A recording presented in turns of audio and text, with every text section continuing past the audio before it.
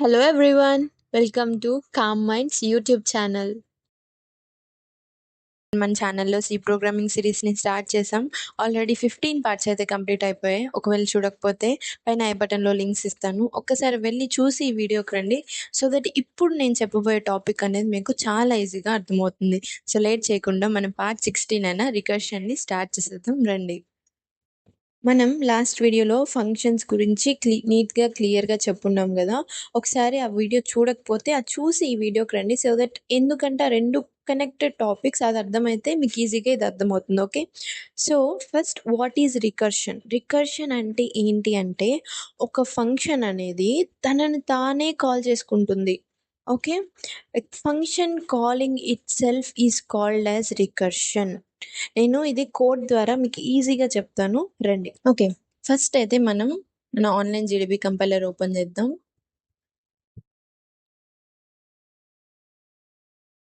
మనం లాస్ట్ వీడియోలో functions topic చూసాం కదా. సో ఇప్పుడు నాకు చెప్పండి, నేను ఒక లైన్ రాస్తాను, దానికి అర్థం ఏంటో మీరు నాకు చెప్పాలి. ఓకే,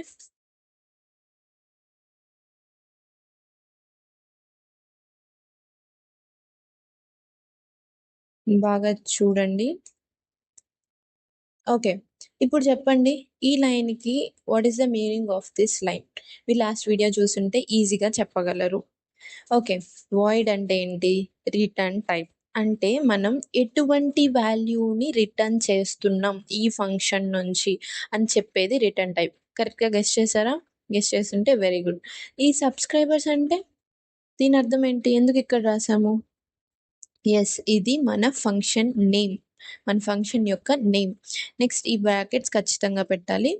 సో మనం ఇక్కడ ఏం చేసాము? ఈ లైన్లో మనం ఒక ఫంక్షన్ని డిక్లేర్ చేసాం. ఓకే, ఇప్పుడు నేను ఇది క్లియరా? మనం ఒక ఫంక్షన్ని డిక్లేర్ చేసాము. నెక్స్ట్ నేను ఇందులో ఏం రాస్తానంటే ప్రింట్ఎఫ్ హలో అని రాస్తాను. ఓకే, నెక్స్ట్ ఇక్కడ నేను ఒక లైన్ రాస్తాను, సబ్స్క్రైబర్స్. ఈ లైన్ యొక్క అర్థం ఏంటి చెప్పండి? ఇలా రాస్తే దాని యొక్క మీనింగ్ ఏంటి?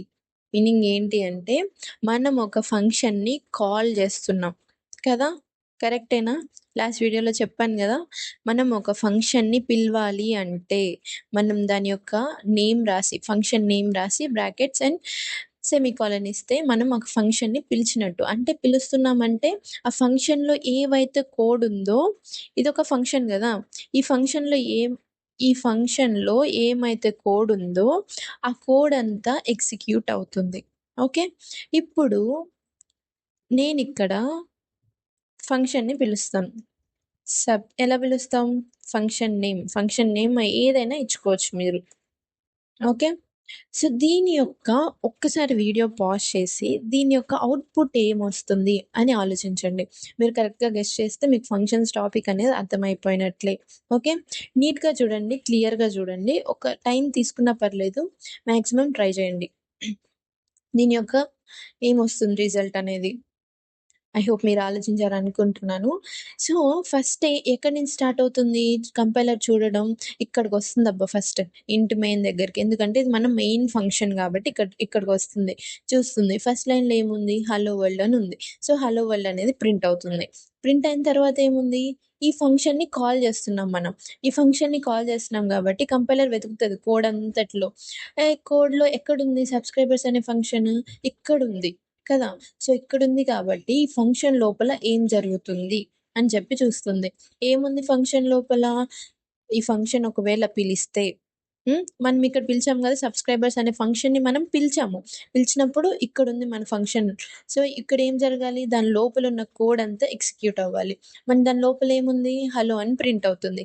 నెక్స్ట్ మళ్ళీ సబ్స్క్రైబర్స్ అని ఉంది, అంటే ఇది ఫంక్షన్ కాలే కదా. మళ్ళీ ఇక్కడికి వస్తుంది, మళ్ళీ ప్రింట్ఎఫ్ హలో. మళ్ళీ ఏముంది లైన్? సబ్స్క్రైబర్స్ అనే లైన్ ఉంది. మళ్ళీ ఏమవుతుంది? మళ్ళీ హలో ప్రింట్ అవుతుంది. ఇలా ఇలా ప్రింట్ అవుతూనే ఉంటుంది. ఇక్కడ స్టాప్ ఎక్కడైనా ఉందా? మనం ఎక్కడైనా స్టాప్ అనే లైన్‌ని రాసామా? స్టాప్ చేయడానికి మనం ఏ కోడ్ రాయలేదు. సో ఇది ఇన్‌ఫైనైట్‌గా అవుట్‌పుట్ ఇస్తూ ఉంటుంది. రన్ చేసి చూపిస్తాను మీకు.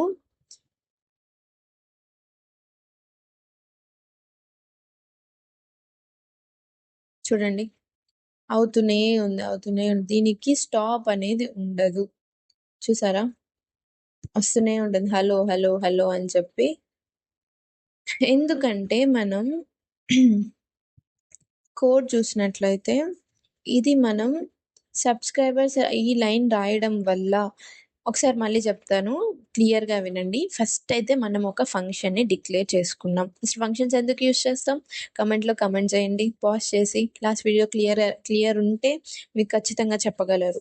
ఫంక్షన్స్ ఎందుకు యూజ్ చేస్తామంటే ఒకటే కోడ్‌ని మనం సెట్ ఆఫ్ లైన్స్ ఆఫ్ కోడ్‌ని మళ్ళీ వాడుకోవాలి. మళ్ళీ యూజ్ చేసుకోవాలి కోడ్ అంతట్లో అనంటే మనం ఫంక్షన్స్‌ని మనం డిక్లేర్ చేసుకొని యూజ్ చేసుకుంటాము. అర్థమైందా? ఇది క్లియరా? నెక్స్ట్ ఫంక్షన్స్‌ని ఎలా డిక్లేర్ చేస్తాం? దాని రిటర్న్ టైప్ రాస్తాం. రిటర్న్ టైప్ ఎలా రాస్తాము? అంటే దేన్ని బేస్ చేసుకొని రిటర్న్ టైప్ రాస్తాము? దాంట్లో ఉన్న కోడ్‌ని బట్టి.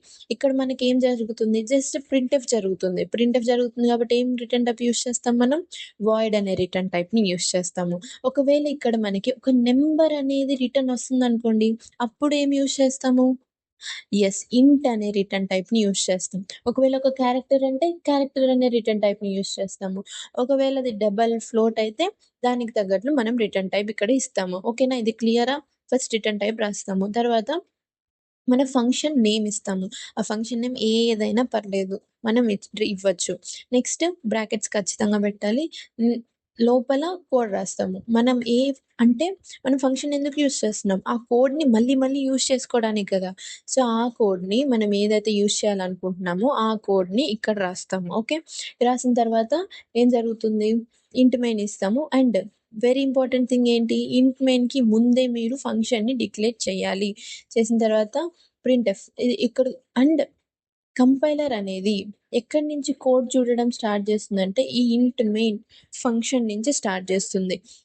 సో, ఇక్కడ లోపలికొచ్చిన తర్వాత ఫస్ట్ ఏం లైన్ ఉంది? ప్రింట్ఎఫ్ హలో వరల్డ్ అని ఉంది కదా! సో, ఇది ప్రింట్ అవుతుంది first. So, printf hello world అనేది ప్రింట్ అయిన తర్వాత సబ్స్క్రైబర్స్ అని ఉంది. ఈ లైన్ ఉంది. సో, ఈ లైన్ ఉంది కాబట్టి దీనికి అర్థం ఏంటి? మనం ఫంక్షన్‌ని కాల్ చేస్తున్నాం. ఫంక్షన్‌ని కాల్ చేసినప్పుడు ఇక్కడికొస్తుంది. ఎక్కడుందా అని వెతుకుతుంది ఫస్ట్. సో, ఇక్కడ మన ఫంక్షన్ ఉంది కాబట్టి ఫంక్షన్‌లో ఏం జరుగుతుంది?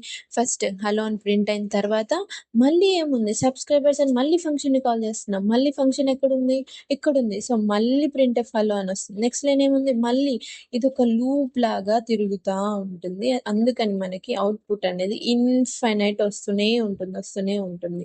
సో, అర్థమైందా? ఇది మనం దీన్నే రికర్షన్ అంటాము. ఇక్కడ ఏం జరుగుతుంది? ఈ ఫంక్షన్‌ని తనకు తానే కాల్ చేసుకుంటుంది. మన ఫంక్షన్ ఏంటి? సబ్స్క్రైబర్స్ అనే ఫంక్షన్ గదా! ఈ సబ్స్క్రైబర్స్ అనే ఫంక్షన్‌ని మళ్ళీ దాని లోపలే మనం సబ్స్క్రైబర్స్ అనే ఫంక్షన్ మళ్ళీ కాల్ చేసాం. దీన్నే మనం రికర్షన్ అంటాము. క్లియరా? అర్థమైందా? A function calling itself is known as recursion. Okay. క్లియరా? ఇప్పుడు మనం దీనికి సొల్యూషన్ ఏంటి? మీరు ఒకవేళ మన అన్ని వీడియోస్ చూసుంటే మీకొక డౌట్ రావాలి. ఈ పని లూప్స్ కూడా చేస్తాయి గదా! అంటే ఒకటే పని మళ్ళీ చేస్తుంది గదా! సో, లూప్స్ ఎందుకు యూజ్ చేయకూడదు? మనం రికర్షన్ టాపిక్ అసలెందుకు?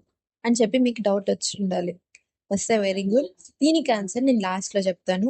సో, మీరు కన్‌ఫ్యూజ్ అవ్వద్దు. అవేం ఆలోచించొద్దు. జస్ట్ ఈ రికర్షన్ అనే టాపిక్‌ని మీరు క్లియర్‌గా అర్థం చేసుకోండి. ఓకే. ఇక్కడి వరకు అర్థమైందంటే నెక్స్ట్ మనం మూవ్ అవుదాం రండి. సో, ఇప్పుడు మనం ఈ ఈ యొక్క ప్రాబ్లమ్‌ని సాల్వ్ చేయాలి. అంటే ఇన్ఫినైట్‌గా పోతుంది గదా!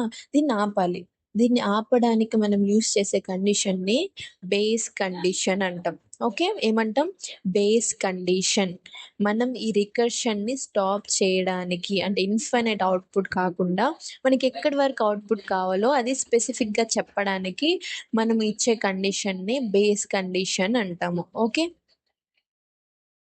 ఇప్పుడు మనం ఒక కోడ్ ద్వారా అది బేస్ కండిషన్ అర్థం చేసుకుందాం. ఓకే. ఇప్పుడు కనిపిస్తున్న కోడ్‌ని ఒక్కసారి గమనించండి. ఒకసారి వీడియో పాజ్ చేసి మీ అంతట మీరు ఆలోచించండి. ఓకే. మీకు ఈ లైన్స్ అన్నీ తెలుసు. కానీ దాన్ని కలిపి ఎలా అర్థం చేసుకోవాలో ఒక్కటే మీకు తెలీదు. కానీ ఇండివిడ్యువల్‌గా ఒక్కొక్క లైన్ యొక్క అర్థమైతే మీకు ఇప్పటికే తెలిసుండాలి.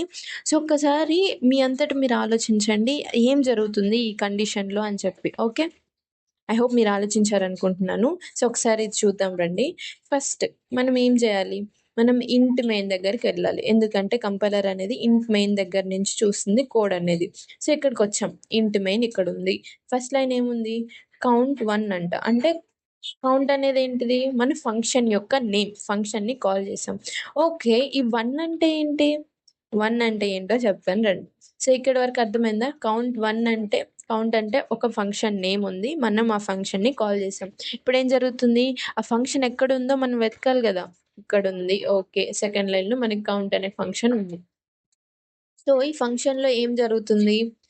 ఇక్కడ ఇంట్ n అని ఉంది గదా! ఇంట్ n అనేది ఒక పారామీటర్. మనం ఏదైనా పారామీటర్స్‌ని ఇవ్వాలి అంటే పారామీటర్ అంటే జస్ట్ ఇప్పుడు n ఉంది. నార్మల్‌గా మనం ఏం జేస్తాం? ఏదైనా వేరియబుల్ ఇచ్చేటప్పుడు దాని యొక్క డేటా టైప్ ఇస్తాం గదా! వాటిల్నే ఇక్కడ మనం ఇలా బ్రాకెట్‌లో ఇస్తామనమాట. ఇక్కడ మనం n యూజ్ చేస్తున్నాం. n అనే వేరియబుల్‌ని యూజ్ చేస్తున్నాం. సో, దాని యొక్క పారామీటర్ మనం ఇంట్ n అని ఇక్కడ ఇవ్వచ్చు. ఓకే. ఫంక్షన్‌లో ఇది గుర్తుపెట్టుకోండి. సో, లోపలికొస్తే ఏం జరుగుతుంది? ఇక్కడ ఫంక్షన్ ఉంది. ఓకే. మనం గుర్తుపట్టాము. సో, దీని లోపల ఫంక్షన్ లోపల ఏం జరుగుతుంది? If n equals to 6 return. మనకి ఇఫ్ కండిషన్ తెలుసు కదా! మన వీడియోలో ఇఫ్ కండిషన్స్ బాగా ఎక్స్‌ప్లెయిన్ చేస్తున్నాం నీట్‌గా, క్లియర్‌గా. ఒకవేళ తెలీదంటే చూసి ఈ వీడియోకి రండి. ఈ టాపిక్ అనేది ఇంకా క్లియర్‌గా మీకు అర్థమవుతుంది. లేదు ఐడియా ఉందంటే కంటిన్యూ చేద్దాం రండి. So, if n equals to 6 ఒకవేళ n వాల్యూ అనేది 6 అయితే రిటర్న్ అయిపో. అంటే ఏం జరగదు. ప్రింట్ అవ్వదు. ఒకవేళ కాదు అనంటే ప్రింట్‌ఎఫ్ %d(n) అంటే ఆ n వాల్యూని ప్రింట్ చెయ్యి. అర్థమైందా? సో, ఇప్పుడు చూడండి ఇక్కడ 1 అని ఉంది గదా! 1 అంటే మనం దాని యొక్క వాల్యూ ఇచ్చాం. n యొక్క వాల్యూ ఇచ్చాం. ఇక్కడ n అని ఇచ్చాం గదా! సో, n యొక్క వాల్యూ ఏమిటంటే 1. సో, 1 అయినప్పుడు ఏం జరుగుతుంది? ఇఫ్ n ఈక్వల్స్ టు 6 అయితే రిటర్న్ అవ్వాలి. కానీ మన n వాల్యూ ఎంత? 1. 1 కాబట్టి ఏం జరుగుతుంది? ఈ 1 అనేది ఇక్కడ ఈ లైన్‌కి ప్రింట్ అవుతుంది. ఇఫ్ కండిషన్ అనేది వర్క్ అవ్వదు. సో, నెక్స్ట్ ఏం జరగాలి? కౌంట్ n+1 అంటే మన ఫంక్షన్ అనేది +1 ఇంక్రీజ్ చేయాలి. మన n వాల్యూ ఎంత ఇప్పుడు ఉండేది? 1. సో, 1+1 ఏమవుతుంది? 2. సో, ఇప్పుడు మన వాల్యూ ఎంత? కౌంట్ 2. సో, ఇక్కడికొస్తుంది. ఇఫ్ మళ్ళీ కండిషన్ చెక్ చేస్తుంది. n వాల్యూ ఎంత ఇప్పుడు? 2. 6 కాదు కాబట్టి ఇది అవ్వదు. ప్రింట్ చేస్తుంది. n అనేది 2 అనేది ప్రింట్ అవుతుంది. ఇప్పుడు ఎన్ని వాల్యూస్ ప్రింట్ అయ్యాయి మనకి? 1 ప్రింట్ అయింది. 2 ప్రింట్ అయింది. ఓకే. మళ్ళీ ఏం జరుగుతుంది? కౌంట్ n+1 అంటే ఇప్పుడు 2 ఉంది. 2+1 ఎంత? 3.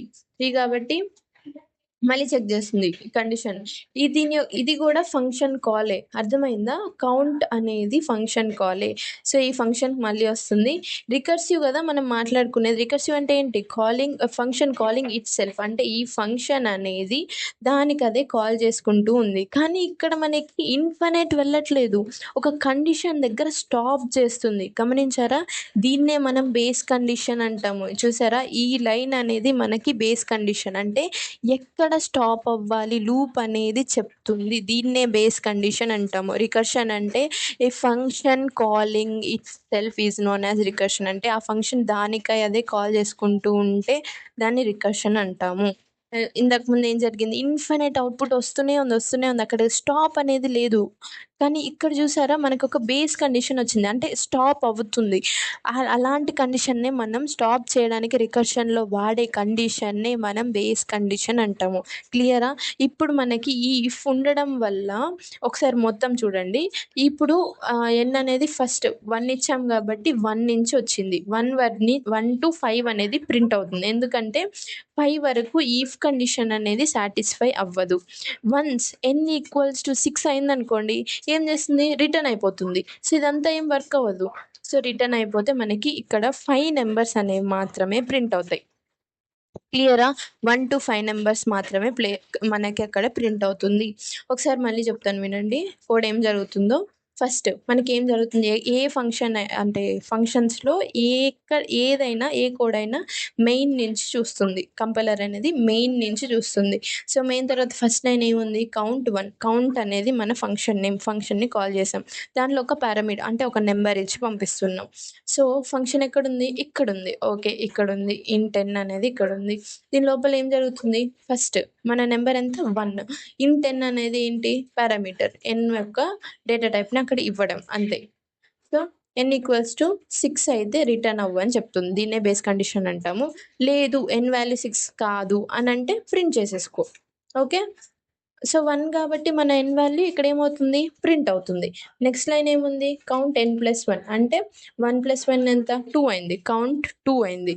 సో ఈ ఫంక్షన్ మళ్ళీ ఇది కూడా ఫంక్షన్ కాలే గమనించారా? ఇది కూడా ఫంక్షన్ కాలే కాబట్టి మళ్ళీ వెళ్తుంది. కౌంట్ 2 అయింది. 2 అయినప్పుడు మళ్ళీ సేమ్ చెక్ చేస్తుంది. ఇఫ్ కండిషన్ n=2 కాదు కాబట్టి మళ్ళీ ప్రింట్ చేస్తుంది. నెక్స్ట్ 2+1 3 అవుతుంది వస్తుంది. n=6 కాదు 3 కాబట్టి మళ్ళీ ప్రింట్ చేస్తుంది. నెక్స్ట్ 3+1 4 అవుతుంది. 4 అయిన తర్వాత n=6 కాదు కండిషన్ ఫాల్స్ అయింది కాబట్టి మళ్ళీ ప్రింట్ చేస్తుంది 4 అనేది. మళ్ళీ 5 కూడా ప్రింట్ అవుతుంది. నెక్స్ట్ 6 అనేది =2 కాబట్టి కండిషన్ అనేది ట్రూ అయింది. ట్రూ అయినప్పుడు ఏం జరుగుతుంది రిటర్న్ అయిపోతుంది. అంటే అక్కడితో ఫంక్షన్ అనేది క్లోజ్ అయిపోయినట్టు.